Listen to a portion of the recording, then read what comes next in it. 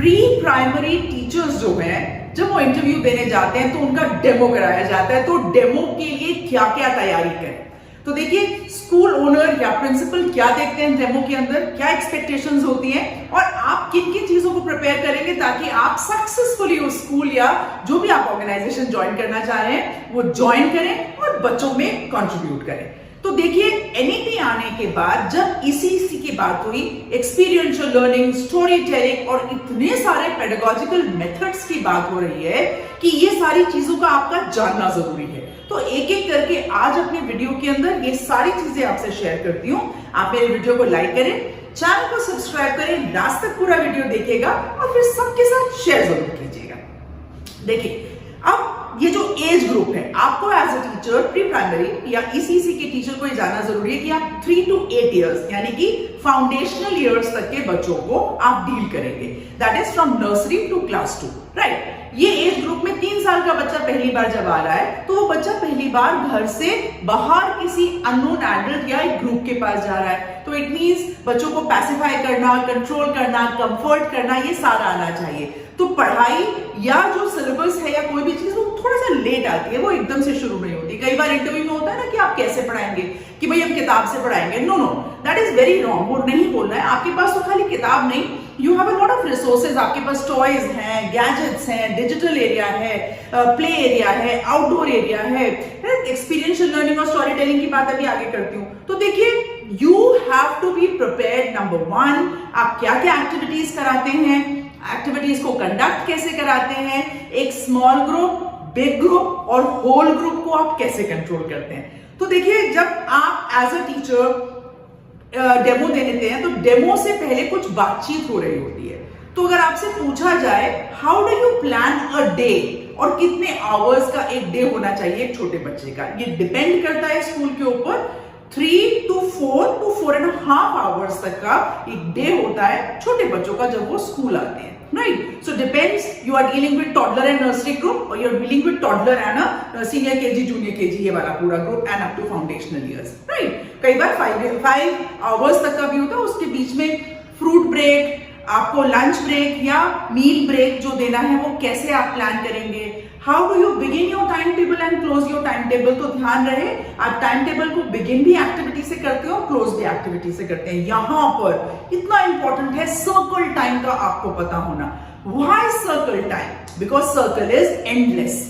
कहीं से भी कोई भी बैठता है उस सर्कल के अंदर, they start and begin anywhere. Even a teacher when sits in the circle become parts of the whole group, जो बच्चे वहां पर बैठे हुए हैं। You should know as an ECC educator play कितने टाइप्स के होते हैं, राइट। देयर इज, मैं कुछ एक नाम अभी ले देती हूँ, मैंने पहले भी वीडियो बनाया हुआ है, जैसे free play, independent play, group play, paired play. किन एक्टिविटी के साथ कराते हैं, ध्यान रहे। Fine motor skills and gross motor skills की आप क्या क्या एक्टिविटी कराने वाले हैं। फाइन मोटर, जहां पर बच्चों की फाइन चीजों की आप finger grip and all these things you are going to do. कैसे करेंगे आप? एयर राइटिंग कराएंगे, सैंड पेपर राइटिंग कराएंगे, सैंड राइटिंग कराएंगे, वाटर राइटिंग कराएंगे। Again you have to be very mindful कि वो स्कूल कैसा है, वहां पर क्या क्या रिसोर्सेज हैं या आपने क्या क्या रिसोर्सेज को यूज किया है। Remember technology is very important. क्या आपको टेक्नोलॉजी यूज करनी आती है? जब आपको खड़े होकर डेमो करने के लिए कहा जाए तो आपसे ये भी एक्सपेक्ट करा जाएगा that how do you use the board. तो अगर वहां पर डिजिटल बोर्ड है, जैसा कि आप मेरे पीछे देख रहे हैं, तो आपके पास ऑप्शन हो सकता है कि आपको मतलब नंबर या न्यूमरेसी करानी है तो आप ये यूज करेंगे, आपको लिटरेसी या लैंग्वेज कराना है तो ऐसा कुछ यूज करेंगे, या आप एक प्लेन बोर्ड यूज कर सकते हैं। और प्लेन बोर्ड को यूज करने के बाद how do you do the writing skills with the child. तो सपोज मैं आपको कोई अल्फाबेट या नंबर बताती हूँ। So when you are doing, you have to be very mindful कि हम बच्चे को कैसे सिखाते हैं। तो we see a slanting line and then another slanting line and then we join it with a straight line, right? तो यहाँ पर आपने ये बच्चे के साथ कराया। फिर अगर आप बच्चों को number, so you have to be, आप जब बोल रहे होते हैं, आप मेरी बॉडी लैंग्वेज देख रहे हैं, मैं पूरा टर्न नहीं हुई हूँ बोर्ड की तरफ, मैंने आधा अपने आप को बच्चों की तरफ रखा है। With the small children you have to be always keeping an I.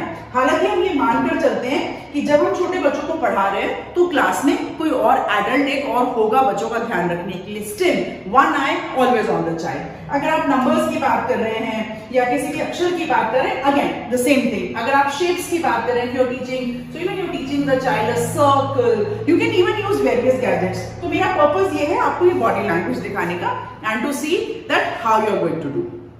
Remember, as an ECC educator आपको सब्जेक्ट्स कौन कौन से डील करने पड़ते हैं। तो मैंने अभी जैसा बोला, languages, it can be Hindi, English और regional language, it can be numeracy, it can be general awareness, it can be fine motor skills and gross motor skills, it can be rhymes and stories and oration, you build a lot of pronunciation, phonics अगर आपको आता है तो nothing like it, prepare, it's very simple। ध्वनि, हिंदी में भी ध्वनि है या रीजनल लैंग्वेज में भी, और इंग्लिश में भी फोनिक्स है।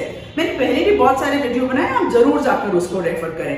Then what kind of dress and attire you are wearing, so do not wear a very flowy jingle jangle, बहुत सारी चीजें आप देख रहे हैं। मैं भी बहुत you have to be very careful. जैसे स्कूल्स में जैकेट पहनाते हैं, उसका रीजन यही होता है, तो टीचर व्हेन बेंड्स डाउन और when you sit down with the children, you don't have any problem at all, right? So you should be composed, your hair should be tight, you should not be wearing a lot of jingle jangle, anything जिससे बच्चे को चोट लग सकती है या उलझ सकते हैं, और heels तो बिल्कुल नहीं during the teaching।